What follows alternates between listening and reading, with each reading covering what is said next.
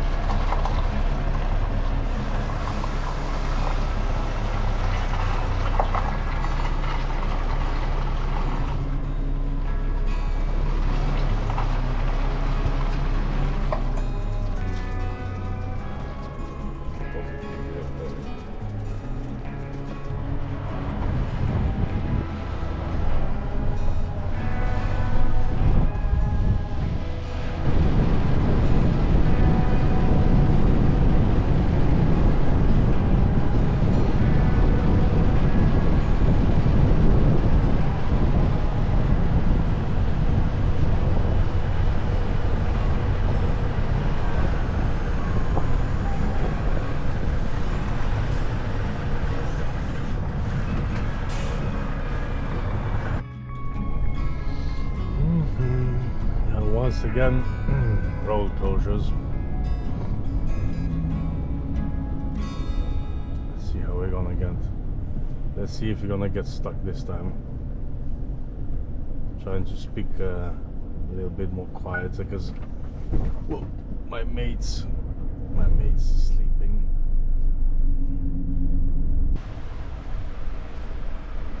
Narrow line again.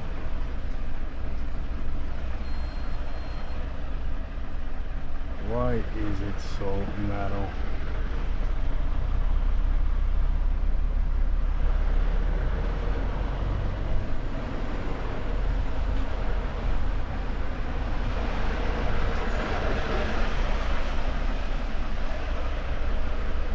Unbelievably narrow. You know. Right, Genova Ventimiglia, 810. Yeah, there's only one sign this time. As you can see, it is right here, so we definitely know where we're going.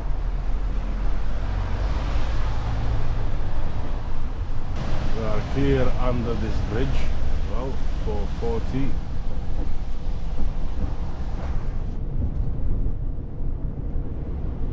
Trucks straight ahead. Yeah, should be an easy one.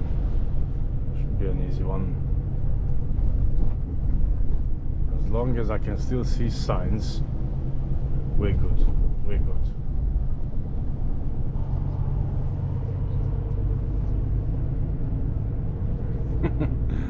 This trailer is so close to the cab, so close, it's just unbelievable. And the thing is, the trailer sticks out like crazy when you are maneuvering. That's the big problem, because you have to be extra careful on the right corner. Fucking hell, is narrow around here.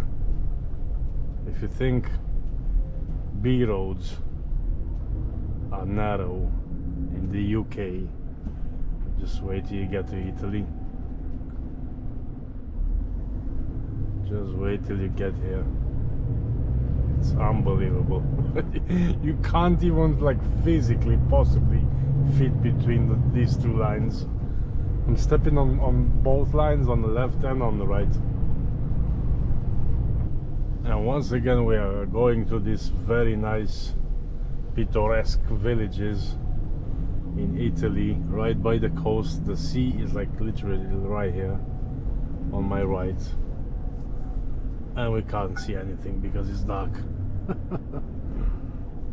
But yeah, basically to catch up on what's happening on this run, we are driving from Nice in France. Yeah, so close to where I left you last time. We're driving to Nice, from Nice to Austria, somewhere very nice in the mountains. And just by pure coincidence, there's a very nice track there. It's called Red Bull Ring. That's where we are going. Once again, I can't share too much information, but you probably know what I'm doing. So basically it's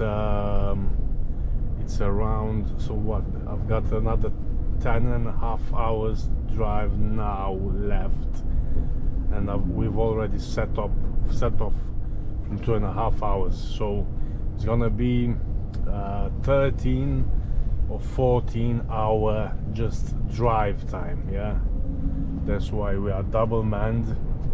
Trucks have to be there ASAP, obviously, and we cannot stop. Yeah, we have to go. This is the job. It's a very important job, very nice. We will have then a couple of days rest there, almost a week actually. Genova Ventimiglia, okay, we turn left, yeah, and then we will crack on to the next job. But for now, looks like we are going out of this diversion, so I'll catch you guys in a bit once it's gonna get light out again. This video is sponsored by Oxbeam.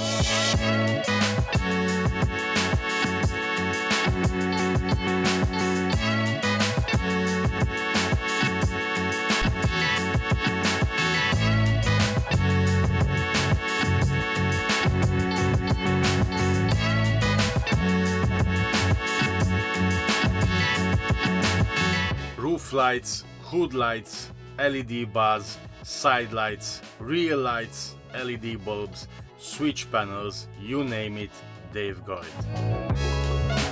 The new X Pro series comes in many options. They can be used as spotlights with DRLs or floodlights with clear or amber glass. The glass is easily interchangeable with just 4 screws. You can also get them with black hard covers, so you can protect them when not in use or when you travel in countries where the law requires them to be covered. Also, hard covers are now available for the 5-inch pod lights that I have installed on the roof of the van, and I'm glad they did, as they were attracting a lot of attention. The coolest thing is that they don't cover the orange DRL. What I like most about the Oxbeam lights is that they come with all the wiring included in the box, complete with fuses and appropriate size wires, making installation easy, safe and straightforward.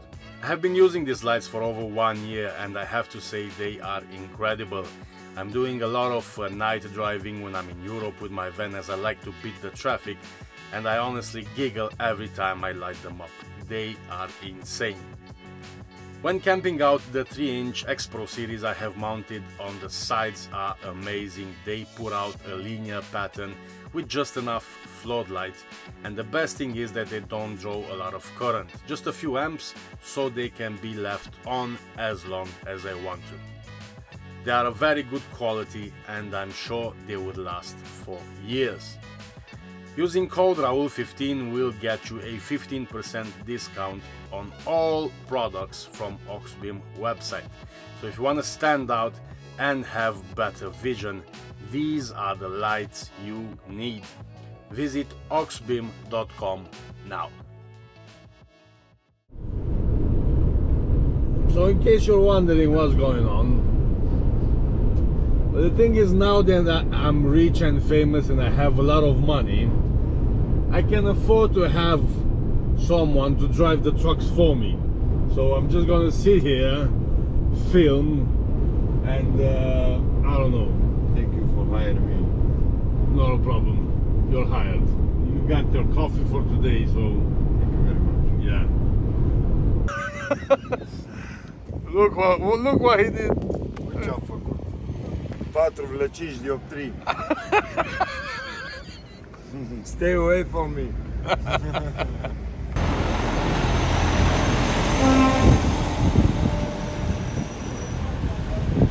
This is my X truck. Still looking good.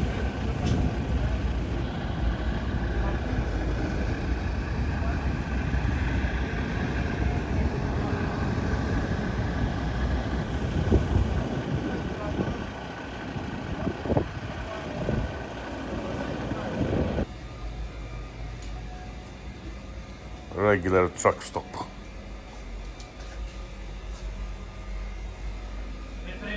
Privato, già scritto.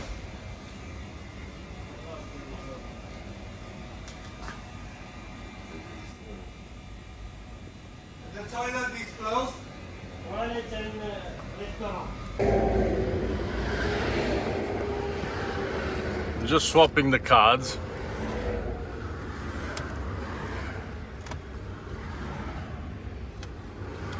In case you're wondering how to do it.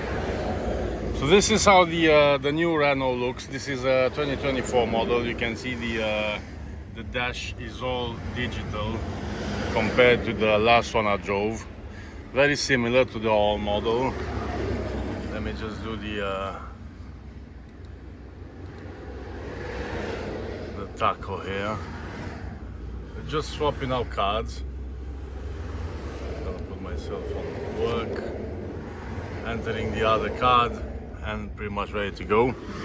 So as you can see, new steering wheel on this model. Dashboard, the buttons are completely different. Yeah, so as you can see, nice shiny new steering wheel, nice and flat on the bottom right here. And this is a new dash, looking very, very nice, very cool. Got the start button right here. This truck has a camera for the unit. Excuse the mess, of course we have a lot of luggages around here. Dashboard pretty much the same, but we have a cup holder right here, and this thing rolls out. But you can see the old style buttons have remained. Couple of sockets, USB Type-C, and the wireless. This is a wireless charging port as well. In rest, what can I tell you? Pretty much the same. Here on the left, you got this annoying buttons to roll up and down the windows, and in rest, pretty much the same. But as you can see, the steering wheel goes very far away, and you can pull it towards you as well. Very nice and comfortable position. And we are pretty much ready to go once my friend is finishing up his ciggy, and we are ready to rock and roll. We got 4 hours and 21 minutes left. We'll probably split that in two, because I'm not sure if I'll make it there in one go, but we'll see. Very soon we're gonna enter Austria. So let's go. Here. Last year I was a no one. Now I have a chance to drive with a celebrity. Everybody knows him. He's Raul. Fucking And hell! I'm gonna ask him, please, no, please stop. I'm gonna ask him for the first time to give me one autograph. He's the one and only Raul. 69. Thank you. Let's go. Yeah! Thank you. I was a no one year ago. Now look at me. Thank you. Oh, I cried.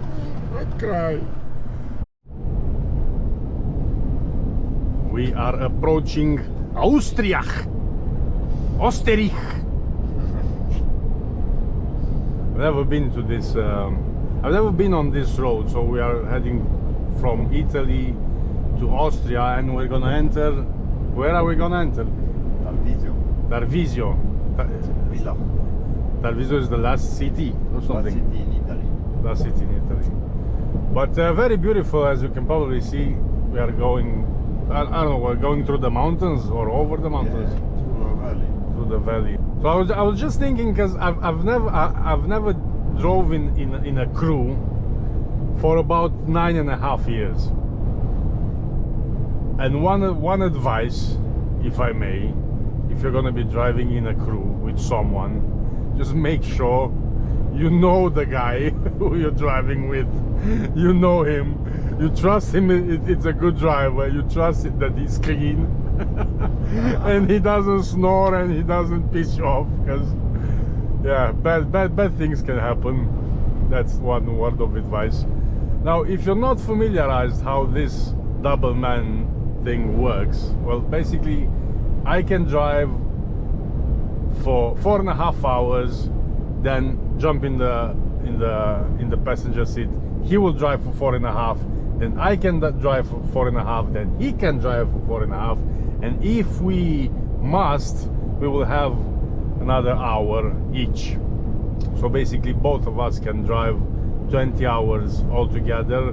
And I think, I'm not too sure about this, I think you need a 45 minutes break somewhere in between. I'm not too sure. So the thing is, the tacho, when his card is slotted into slot number 2, is gonna jump on POA, yeah, so period of availability. But because he's gonna just sit there for 4 hours, or how much am I driving, the tacho is gonna count that as rest. So that's why, in theory, you don't have to take a break. But I know, I mean, that's how it used to be anyway. You have to take a break somewhere in between. Anyway, we done about an hour break altogether anyway. Just to be on the safe side. We had a coffee. What's this? We're looking for a petrol station. Some oil. Looking for BP and RAL. No BP, no RAL. We have plenty of fuel, but what's gonna happen? We're gonna be just right on the edge. Because if we're gonna take the truck back there empty, then when are we gonna take it back? Because probably we'll be driving the same trucks. It will be empty, and we are gonna be desperate for fuel. So we are in an awkward situation anyway. So as I was saying about the crew, now usually if you're gonna do this by the letter of the law, you are not allowed to sleep in the bed. You should be on that chair, resting, sleeping, doing whatever, but you are not allowed by law to sleep in the bed. I know, I mean, even in Italy, I've never heard about stories that police are gonna pull you over to check on you or stuff like that. But if you're gonna do it by the letter of the law, yeah, you should be sitting right there in that chair and just have a nap. Vlad was just telling me that it's like a bike fest somewhere around here. How's it called? In Villach. In Villach. I don't know how it's called. Villach or Klagenfurt. So there's a bike fest every year. Thousands and thousands of bikers gather around this place, and on an area like maybe 200 kilometers area, when they come in and when they leave, all the gas stations, all the petrol stations are so full that there's just no point of just waiting in the queue, because you're gonna be there for hours and hours just waiting for everyone to fuel up. Yeah, because I mean, on bikes, how much can you get? 200 kilometers, 300 kilometers tops, and then you have to fill up. So if you're gonna have to wait for hundreds and hundreds of people, yeah, you're gonna be there for a long time. But they let you in front if you are with a car. Sometimes they let you, because there are 200 in every petrol station. Oh, yeah. So they're gonna see that it's only one car ahead in front. Yeah. See, in these tunnels, even now I've got a speed limit 60 kilometers an hour. So I gotta slow down.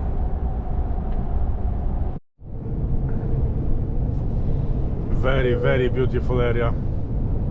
Vlad was just telling me that he was doing this route every week for how long? 10 years? More than 10, 12, I don't know. Back when he was on the coaches. You are on the coaches or the minibus? On the minibus and coaches and small cars and everything. Not bad. I never drive a lorry unit. Ah, right. Until yeah. And why did you quit the coaches? I don't know. Monotony. I don't know. I wanted to do other things. But you like more the trucks or the coaches? Like the trucks because I don't have nobody's telling me what to do. Oh yeah, that's one thing. Where is the toilet? Where we gonna? When do we stop? When we stop? Put this music, put other music. So now it's just you and me. I can beat you. Makes sense. Makes sense. Yeah, it's hard working with people, isn't it? Man, it's nice around here. Never been to this place. I mean, I've crossed the Alps going into France on the Mont Blanc, but I've never been to this place. It's similar, you know, when you're going toward the Mont Blanc. It's pretty much similar, but this valley, I think it's nicer. It's nice on the Mont Blanc once you go up and you see the peaks and all that. But this valley, it's I think a little bit more impressive. Anyway, it's new. Maybe that's why it's... Yeah. Because I don't know it. Yeah. Austria, 500 meters. Now, if you didn't know this, every time you cross into a different country in Europe, you have to stop at the first place where you can stop and select the new country. So in our case, I'm just gonna stop right here.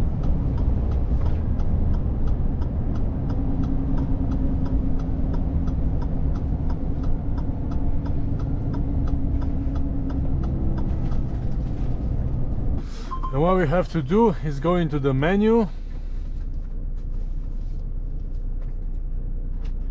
go to entry driver 1, begin country, and we scroll down to Austria, which is A. On the tacho, press OK, entry stored, and we're good to go. This is a relatively new law. From what I know, there are tachos which do this automatically, but on this model of tacho, even though, as I've said, it's a brand new truck, 2024, you still have to do the manual thing. It is what it is. It is the law, so you have to do it.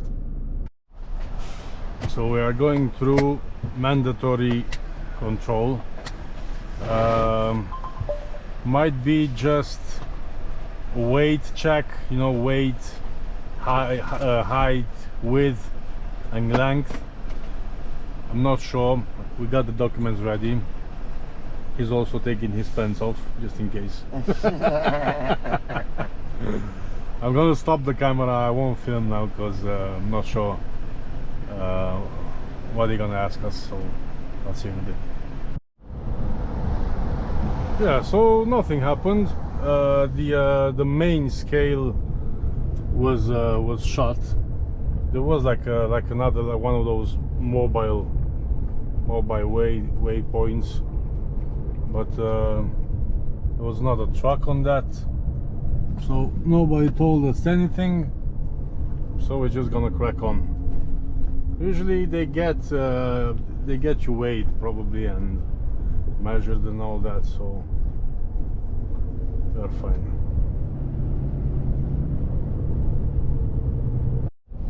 You know, in Europe, one thing you really have to pay attention is at the border crossing, or whatever it says on the panels right above you, because sometimes it can be confusing because it's obviously in a different language, but you have to read what says on the boards above you, because even right now, I think it was the last sign that I saw that all the trucks, I mean all the vehicles over 2.5 tons have to go into the waypoint.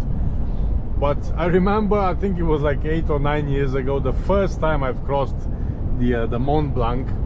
There is a weight station right at the bottom when you are gonna cross from when you're gonna cross from Italy to go to the Mont Blanc, you have to go into the right to get weighed, to get the measurements, to get the height and everything, because otherwise you can end up on top of the Mont Blanc, which is like 20 kilometers away from the checkpoint, because that's what happened to me. I didn't went through the checkpoint. I get to the top and they ask me, where's the ticket? And I was like, what ticket? He said, you haven't been to the waypoint. I was like, no. He said, how come you have to go back? I was like, fuck, you know, I can't go back. You know what I mean? So right at the top, they stopped me asking for the ticket. I was supposed to go in through the waypoint, get the ticket, and just before you cross the tunnel on the Mont Blanc, you have to give them the ticket. And I was like, look, this is the first time I'm here, please excuse me, whatever. So they came out with one of those measurements, they measured the height of the trailer just to be sure they're under 4 meters. And they told me this time they're gonna let me pass, but next time, if I'm not gonna go in and get the ticket, I have to go back all the way down the mountain, get the ticket, and then come up. So you have to be really careful. Just read the signs. If it says just like over, I don't know, some kind of limit, or it's just like a truck pictogram sign to go right, that's a control point, and you have to take it.